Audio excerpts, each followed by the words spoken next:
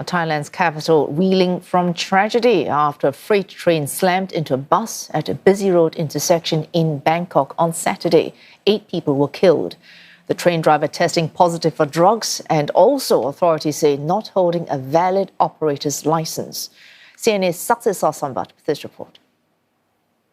The typical bustle of Bangkok's traffic flows, or rather crawls, at its usual pace through the city, including this train crossing below the airport railing station Makasan, where just on Saturday it was the scene of a tragic accident. There is hardly anything remaining of the carnage anymore, as the scene was cleared out since Saturday night. And since then, residents are looking for answers on how this could have been allowed to happen. On Monday, the driver of the freight train has been arraigned in front of a court and charged with negligence and reckless driving, causing the death of 8 people, with 30 others injured.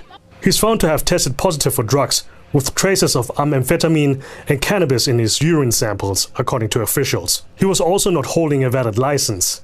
How he was still allowed to drive a train is unclear at this point. A crossing guard has been detained, and police say the hospitalized bus driver could also face charges. There are countless of train crossings in central Bangkok, but motorists say the one at Makasan airport railing station is particularly chaotic, and many are saying that it was just a matter of time something like this would happen. Just looking at the satellite image from above gives you an idea how chaotic it is, with cars, buses and motorcycles struggling to merge here.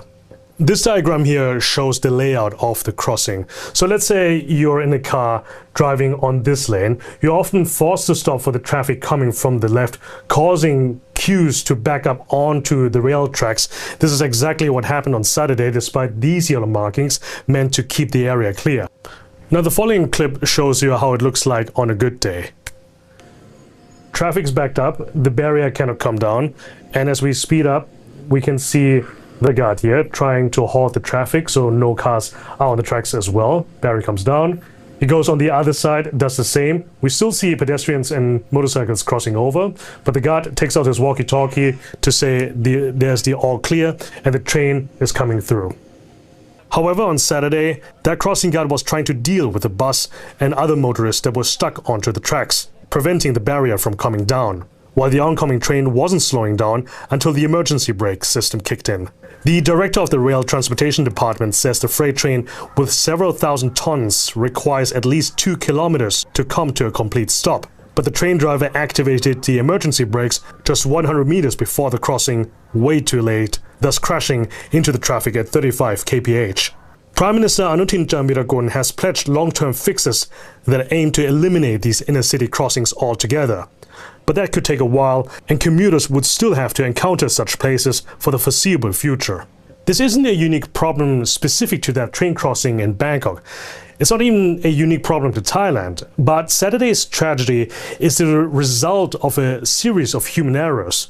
The bus driver inching onto the train tracks, the crossing guard swamped with the traffic, and the train driver not reacting in time.